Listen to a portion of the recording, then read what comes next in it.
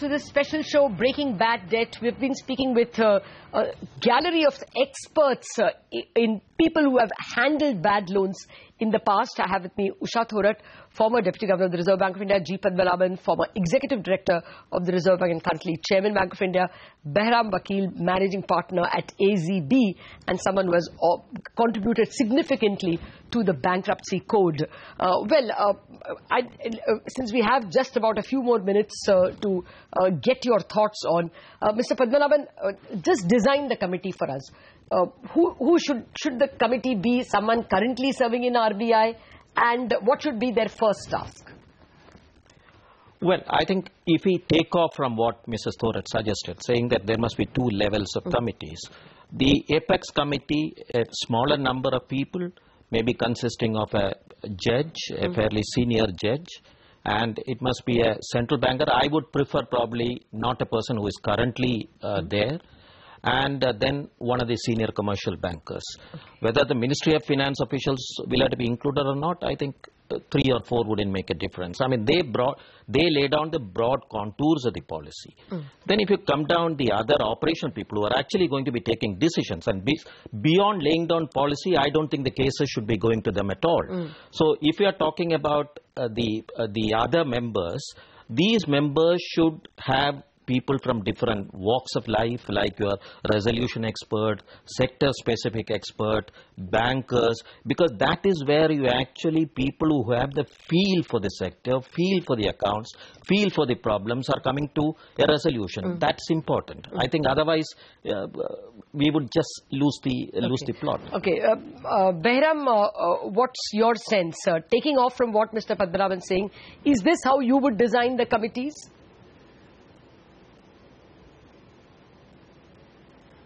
Yes, I think Mr. Padmanabhan has put it very well. I think that sounds perfect, because there would have to be, you know, at that second level, some domain expertise. So if you're doing power, someone who knows that sector well, if you're doing steel.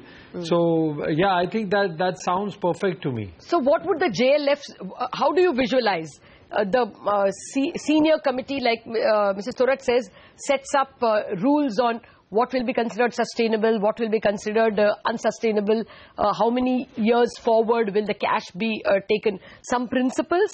Where will the JLFs come? The JLFs come and make their presentation to the subcommittees?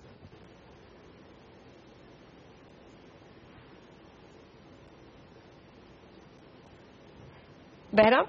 Is that question to me? Yes. Yeah, I think frankly what I would do is that, you know, at the first stage, I would say that if you are already in the JLF process or any of the other RBI processes, then give me a time frame, you know, 30 days, 45 days, whatever, to put the time pressure.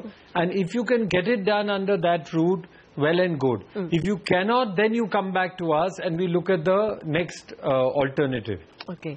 Mrs. Thorat, you know, already... So I would not immediately interfere with the current process that is happening. Okay.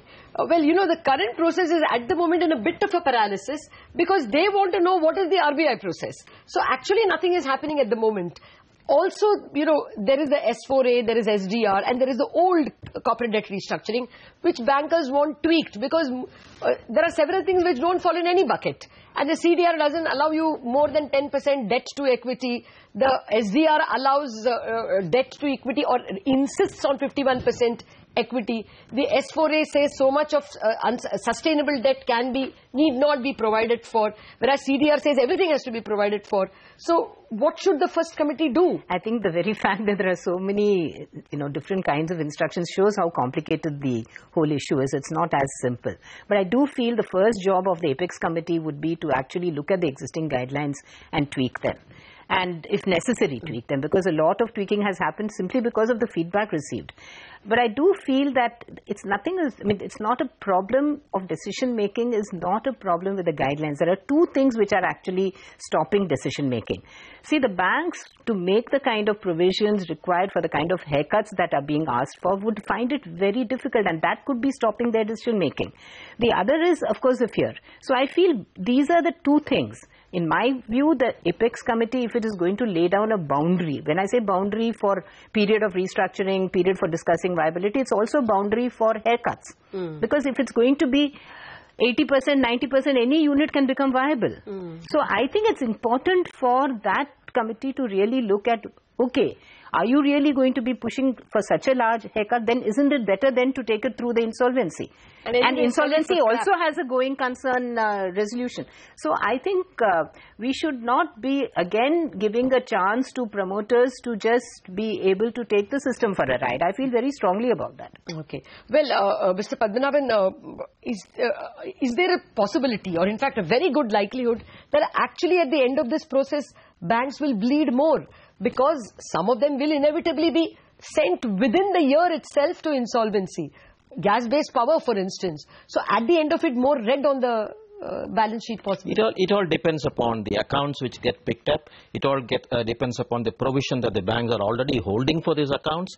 And then I think if there is a big difference or big gap between the two, yes, it will have the impact on the balance sheet. But let me make just one more point. I think when Reserve Bank consciously reduced these numbers, the percentage of people agreeing and the coverage, I think it is also important for this entire process to remain credible, that the views of the minority the shareholders also debt holders also get factored in, because if they get completely sidelined, then there is we are developing a big set of disgruntled elements who don't want to be a part of the system. So how the committee is going to address this would be again an interesting thought. Okay. Finally, Mr. Vakil, since you have not been ever part of the RBI, I am asking you this question. Do you think the Reserve Bank can come out of this without any tarnishing of its own image? What should it do to ensure that the regulator's own image is not tarnished?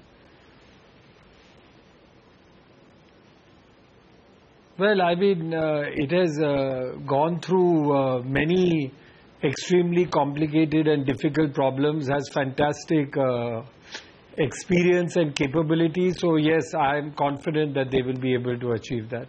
No, but how should they? Should they keep the committee completely at arm's length, not have any of their own members in it? What should they do to ensure that it doesn't have a backlash? No, I think that the key thing is, my personal view is that, you create the boundaries, as both Mrs. Thorat and Mr. Padmanabhan have said, but don't really get into the nitty-gritty commercials. So that's why we come back to that it's a facilitation role and a role to get it speeded up. Okay. So I think it's quite capable of doing that, and now with the ordinance, it has the legal backing. Yep, fair point. That seems to answer some of the questions in our head as to how RBI might go about the job. But my big fear still remains that if after all going through these committees, a certain loan is restructured and 2 years later goes bad, then is there a chance that we are going to once again tarnish the institutions that set the whole thing in motion? There are still questions that remain. It will be interesting to see how the Reserve Bank handles an extremely difficult part of resolving bad debt. Behram, Mr. Thorat, Mr. Padmanabhan and Mr. Sharma, thank you very much for joining me in this conversation.